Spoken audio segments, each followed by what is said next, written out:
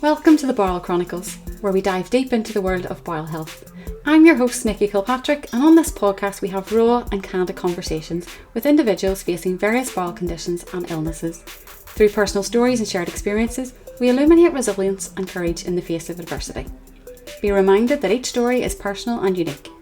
These conversations are not to be taken as medical advice or to replace guidance from a doctor or healthcare provider. Our aim is to inspire and empower through these amazing stories, amplifying voices often unheard. So join us as we embark on this journey together. Sit back, listen, and be inspired. Enjoy the episode.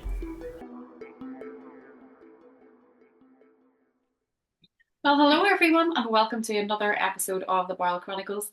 I'm your host, Nikki Kilpatrick, and today we are joined by the lovely Vicky Welsh from Durham, or just outside Durham in the UK. Vicky, you're so welcome here today.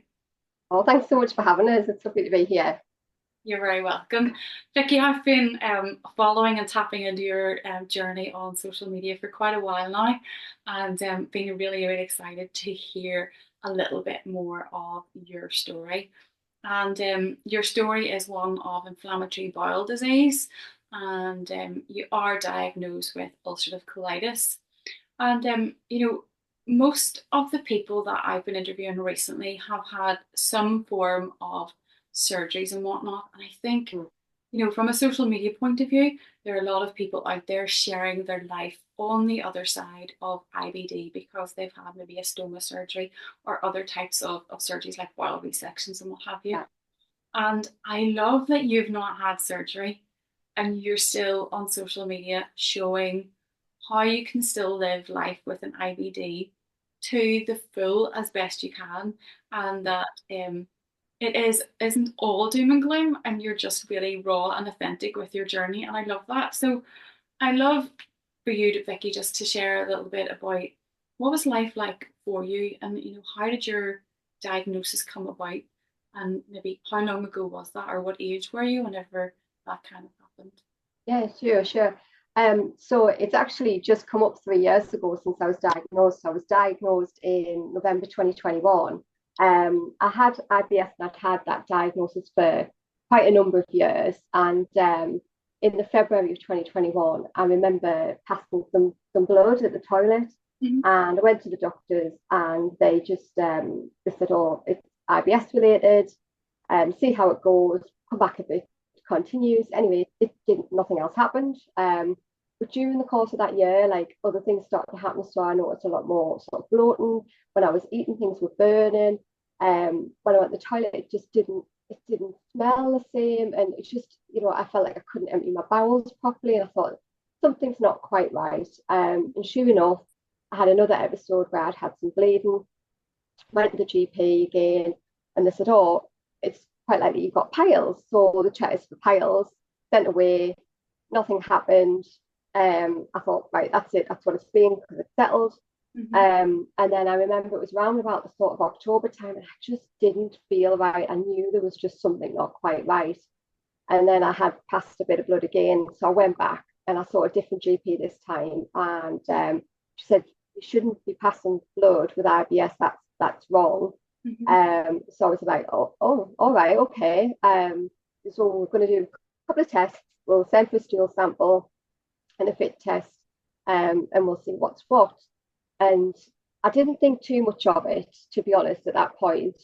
And then I got a call. I was at work, call from the doctor, and you kind of know there's something up when you get the phone call from a doctor, because they don't just call, do they? Mm-hmm. And I remember just this sinking feeling. And she said, oh, your test results have come back. You've got really high inflammation markers. And of course, you've got blood present in the stool, which we would expect, because obviously you said you've seen it. We're going to get you seen and send you for a colonoscopy. So I was like, right, okay. How long will that be? A couple of months sort of thing. She said, oh no, it'd be like, you'll be fast tracked. You'll be sent on a fast track cancer referral. And I was like, oh, yeah, well, wasn't quite expecting this. I remember going in and seeing my boss and saying, I need to go home. Mm-hmm. And I actually didn't go back to work after that day, because then it just kind of spiraled. So waiting for the appointment, there'd been mix-ups with blood tests and so forth, so it delayed it. Meanwhile, I was getting more anxious and symptoms were increasing. And I remember phoning the hospital, like almost crying on the phone, can you please give us an appointment? I need to know what's going on. Um, and I got to the point where I phoned the GP again, saying, look, there must be something that we can do more. And it was a telephone appointment. And the GP on the phone said to me, if I was a betting man, it's highly likely you've got bowel cancer. So it's on the phone. I was sitting in this very room, and it was literally like a couple of weeks before Christmas, Oh, and I was just like, what does he know that I don't know? What's he seen in my test results? Like I just thought it was like a slim chance. So then I went on absolute overdrive. Stress levels. I've never felt anxiety like it. Couldn't keep up the toilet. Was so unwell that evening to the point where I drove myself to out of hours accident emergency. I thought I can't deal with this. Like this isn't right. And I remember walking across the car park. I remember I left my husband in bed, which he was really annoyed about that I hadn't woken him up yeah, and I'm sure. called him. But I didn't want to disturb him or my daughter because I was trying to keep it from her what I was going through at the time. And I remember getting in the car park thinking, I don't know if I'm going to have an accident trying to get into the hospital or whether I'm going to pass out because I was like in such a state. Anyway, I managed to pull myself round to get in there, and I saw this doctor there, and he was lovely and he reassured me, looked at all my test results, and he said, yes, the GP's right, there is a chance, but it's a very small chance. And he just reassured me and just brought that anxiety level down. But I think the damage was kind of done. The anxiety was there, and then kind of from there, things just kept on increasing to the point where then I went to have my colonoscopy, and I was still in like a pretty bad state. Um, and I was explaining to the guy that was doing what had happened, and they were quite disgusted in what had happened. And I was lying on the table, obviously having a colonoscopy, and he said, well, you'd be pleased to know it's not cancer. And I just literally just broke down on the table, sobbing, sort of thing. He said, but I think it's colitis you've got. So I was just delighted that it wasn't cancer. In my mind, it was coming up to Christmas, I was going to be having chemotherapy and working out how I was going to tell my daughter, how I was going to manage all of that. And I was just this big relief. And I was told, here's a leaflet. We'll be in touch. You'll get an appointment to come and see us in clinic. And that was kind of how it was left.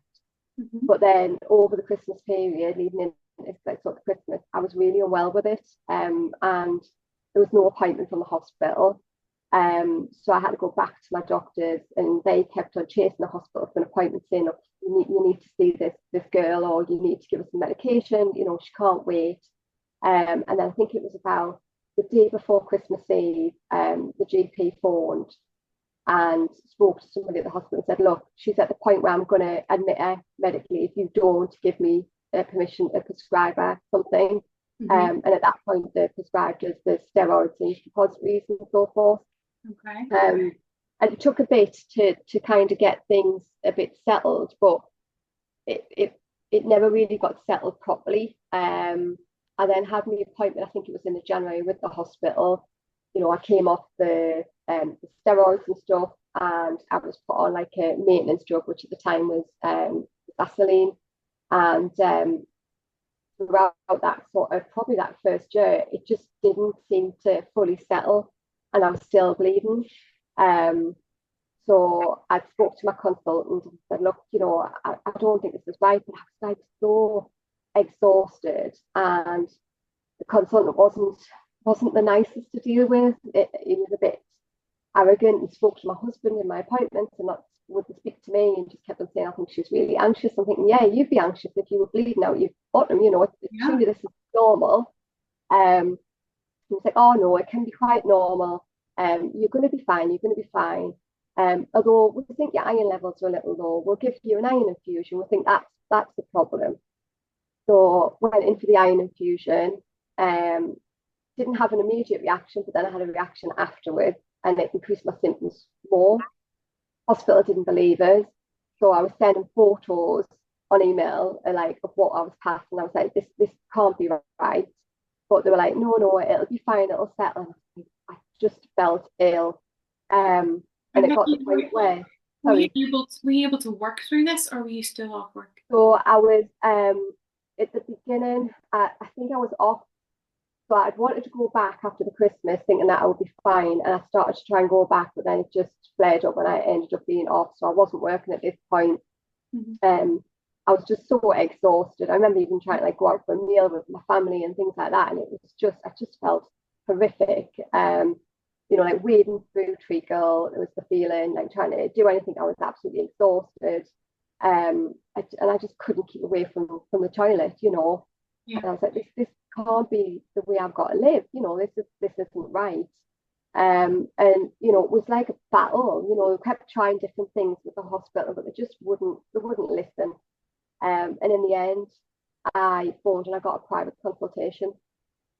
And in the private consultation, he did a rigid sigmoid and discovered that actually my medication wasn't working. I had active inflammation in my rectum, and he was like, "Your medication's not working." Yeah.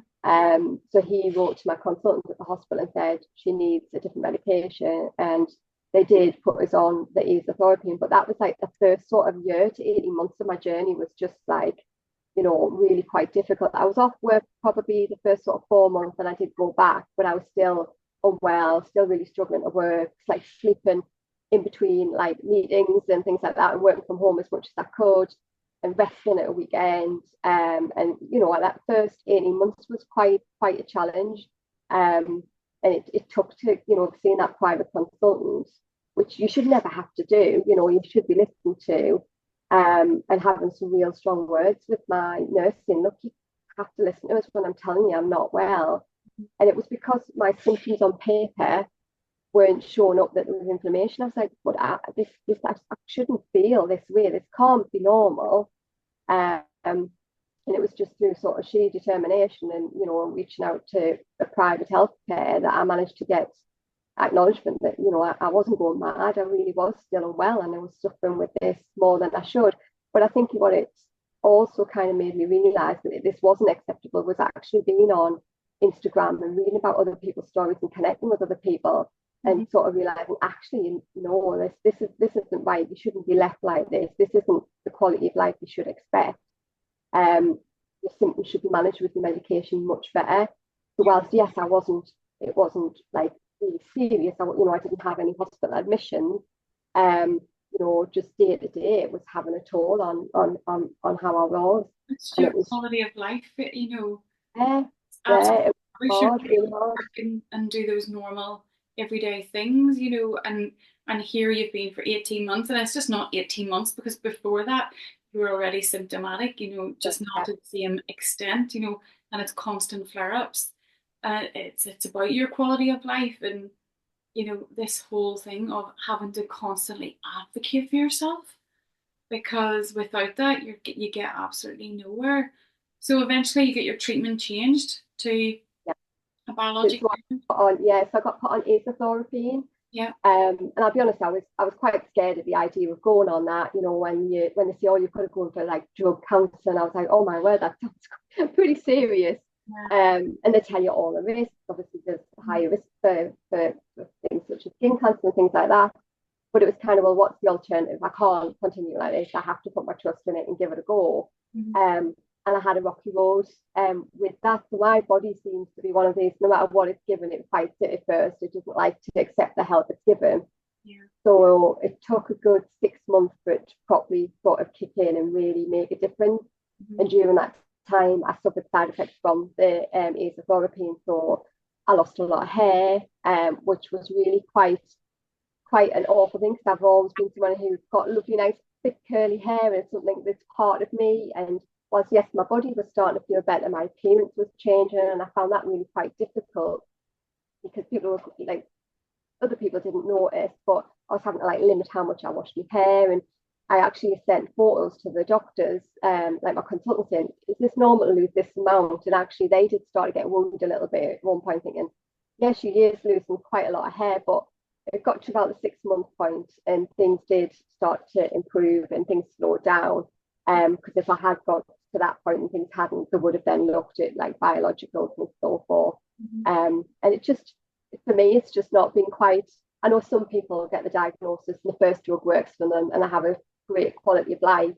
But mine was just a little bit more complicated, and but through it all, it's trying to like just deal with the now, the immediate, and try not to worry too much about the future. And I've learned a lot about sort of managing the anxiety around it and how that affects us and so forth. So yeah, it took that sort of first 18 months was the rough part, and then things started to prove once I got on the azathioprine. Don't get me wrong, it's not perfect, but I'm 100 times better than where I was. And I know that it can change at the drop of a hat as well. But I'm very fortunate where I'm at the minute. Okay, so let's just talk a little bit about the anxiety, because I know the anxiety and stress is one of the major things that cause Yeah, that, and especially colitis. Yeah, would you agree? yeah, definitely. I mean, when I was first diagnosed, the consultant actually put it down to stress that triggered it. So I'd had quite a lot going on in my life over a period of time, and thought it was dealing with things and putting them in boxes and dealing with it and so forth. But I dare say my body just wasn't, and my body eventually tells you differently, doesn't it? And I look back now and I think actually I probably had symptoms of IBD a lot earlier than that. When I look back. But just because I didn't know what the symptoms were, and because I had the diagnosis of IBS, I'd never really queried things. It was only when the bleeding happened that I kind of started to think, there's something not right. Um, but anxiety is a huge part in it. Even now, like anxiety and even sometimes excitement for me can trigger it. Wow. So if I'm really excited and really looking forward to something, it can make my symptoms worse, which is quite frustrating. Like I went away with some friends earlier in the year, and I was going to meet people that I hadn't met before, traveling to Liverpool it was. And because I was excited, like my bowels were just all over the place on the train all the way down. So I joked on, and when I got there, I was like, "Oh, it's been like Mr. Whippy all the way on the train," you know. And it's just, you've got to laugh about it as well, and Yeah, people understand. that's a first. That's a new thing for me. I've never heard anyone say that it goes the other way. Uh, Excitement can do it, which is interesting. It really is. Yeah. yeah, it's Uh, definitely periods of stress, and if I get like really excited, and I suppose the excitement and that nervousness, it's that. And I'm somebody who like really does enjoy things and loves life. So like earlier on in my diagnosis, when like the medication wasn't working as well, I was like, this is ridiculous. I can't have my life with no emotions. That's not who I am. Like I can't dull myself as a person. Like it's got to be able to cope with this. mhm. So that was an interesting way of dealing with things. Yeah. So back whenever you first got the diagnosis, I know you said you were so relieved that it wasn't bowel cancer, but even at that, you've gone from having this diagnosis of IBS, which seems to be standard with IBD people before they're diagnosed, and every other thing related to bowels. This IBS and piles. I don't know why they go there first. They really, should go to the extreme before that. But how, yes, you were relieved, but mentally, what was your head like? Of this, I've now got a diagnosis, and this nothing's going to change. I'm going to Yeah. have it forever. How did you deal with that? Do you know, it's a real good question, that, because I think at the beginning, because I didn't know what it was, and I do suffer with an underactive thyroid, so I take medication for that, and I have done for a long period of time. So in the beginning, I thought, oh, it'd be like that, take tablets, and life will go back to normal, and that's what I was told in the beginning of things. So I didn't really think about what would happen, but then when symptoms didn't improve, and I started to research it, and I realized, like, what can happen, you do get quite worried. And, I did even at one point think, actually, maybe that would have been better having bowel cancer, because then I could have chopped it out and it was done with and I move on. Now I've got something that's here forever. And that's a quite a awful thing to go through your mind, thinking that which is the better of the two, and that they're both horrendous. Um, and then it's just trying to, accept it as well, I think, and sort of, you can't fight it. It's here. It's become part of you, and it does just change you. Changes your outlook on things and so forth, but not necessarily in a bad way. You know, I'm much more mindful of my time, where I put my energies, you Mhm. know, much more mindful about stress, about what I eat, about exercise. So it's had a positive effect in that sense as well. But, you know, there are times where you sit and you just want to cry, because you're like, you've got this for life, and you do worry about the future as you age, who's going to look after you if you need surgeries and things like that, you know. Mhm. But equally, being on social media and Instagram accounts and seeing people and how they do manage and they do live normal lives is amazing. And I think that's really good, and it gives people hope. And you know, that's kind of why I started my page. I didn't want anybody to feel alone in the beginning of their journey, and understand, you know, that it can be a bit of a bumpy road, but you will get there. You know, you will Yeah. find what works for you. So that also was a bit of self-help. I did things like I did some coaching as well, to help me think about, you know, where my stresses were within my day and things like that, which really helped me sort of think about things differently. Um, in the very early days, I did some sort of bedtime yoga, which I was able to just do at home. And I used to have like the best night's sleep after that. And it was just really gentle, and it just helped bring your stress levels down. So, and walking, like no matter how unwell I was throughout it, I always made sure I got out for a walk. You know, my husband would trail us around, Mhm. you know, even if it was just 10, 15 minutes, because just getting outside and, you know, paying attention to what's outside, not looking at the phones, things like that, those distractions. Mhm. So it's finding little things that you can do to help them, your mental well-being, because you have to look after that. Yeah. I love that because I'm all about your well-being and your mindfulness. And I think, trying to flip the switch away from those stressors of life. And I know for me, a simple walk, being at one with nature and switching off from everything, Yeah, you just have an attitude of gratitude of, I get to be here no matter how many or how bad the situation is. You know, look at where we get to live, look what's around us, and you kind of be grateful. And that fresh air definitely does help whenever the head hits the pillow at night. And yeah, just reducing those stresses. So you've done a lot of self help, self help, and good therapy for the soul, which is obviously standing by you. And you talk there about social media, sharing your journey on social media and finding this community. And we were just chatting there before we started recording about our community. It's such a close knit community, and it's a huge community, but everyone feels like family, because we all just get each other and we can relate to having those chronic illnesses, especially related to the bowel. And you share your journey, and I've already said this, it's one of hope. And you've not had surgery, but you're seeing other people out there who or maybe have been on a similar journey as yourself and are starting off, they've just had a diagnosis of IBD, and you're able to kind of help them. I'm sure you have people messaging you, and yeah. you're able just to give them a little bit of hope and support. And I think it's so rewarding whenever you pay it forward like that. Would you agree? Oh, absolutely. You know, a young girl that I often talk to, and she's had a rough journey, and she had to start aesotherapy, and like me, and you know, we talked a lot about it, and I was like, come on, you can do it, you Yeah. can. And even to the point of the day that she took the first tablet, we were messaging each other, you know, like, got this, you know, we can do it. Mhm. Her journey hasn't been quite simple, it hasn't worked, unfortunately, she's on the next drug, but you know, just being able to have that conversation and help somebody else, it helps you as well, you know, there's no Yeah. getting away from it. Yeah. Um, and I do the same with work. So when I went back to work, I was very open with my team about it. Mhm. And I've since worked, because I work at university, I've since done a video about what IBD is. I'm doing a wellbeing cafe shortly.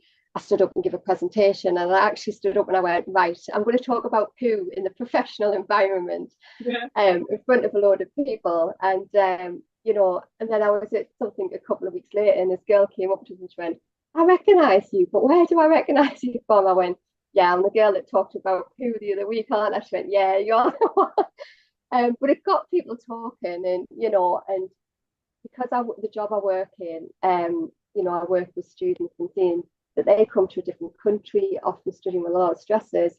they also suffer with things like this, and they're going it alone. So if there's anything I can do that, puts a message out on university networks and stuff that helps somebody else maybe go and get a diagnosis and doesn't hide from it, it helps. So I wasn't sure at first whether I would feel comfortable about talking about it at work, but then I thought, well, if I don't, who's going to, and as it happens, I actually know a few people at work who have it and have come forward and talked to me, but they've never openly shared that with anybody else. Yeah. So it's a lot more common than you think, and it's once you start having those conversations with people, isn't it? And I think it all comes from that place of boldness and just stepping out of your comfort zone to be a little bit vulnerable and just share the reality of life. And it's what happens. You've absolutely nothing to lose and everything to gain out of it. You've helped so many people, doing that. Vicky, has your mind ever went to surgery? Is that something that you have a thought about, or are you just like, I'm embracing this now as it is, and you've only had one or two medications, there are multiple other avenues to go down. What's your mindset? Yeah, so it just worries, the idea of surgery, because obviously it has its own complications, but equally it can also give you back a very different life as well. And it's very individual, isn't it? These diseases, everybody's journey is different. And I kind of look at my journey and nothing's kind of come quite straightforward. So I do kind of think, oh well, if I had to have surgery, I'm probably not going to be one of the straightforward ones. But equally, it's about trying not to let your mind wander too far down that track as well, because it's dangerous. If you allow it, it can consume you. It can, really make you feel down about it. It's about dealing with the now, being appreciative now. You know, um, go travel if you can, go do that walk, spend the money on something you really like now, enjoy the now, and I really try and just focus on the now. And it's the same with what I get stressed about. I kind of look and think, well, actually control what I can and let go of what I can't, because it's not going to do me any good. And that's kind of what I try and do to try and like kind of stop myself going down those tracks of concerns and worries, which is easier said than done in some cases. Obviously, it depends on how well you are at the time, and when you're feeling really unwell, it's hard to get that mindset. So then it's about, well, right, how can I distract myself so I'm not thinking about that? And it's little things that you kind of pick up along the way. And like I say, I did a bit of coaching, and that really helped as well. And I've joined the gym, and I find that's really, really helpful. Yeah. So yeah, I do think about it. And it just worry us, but I try not to let it like consume my thoughts too much.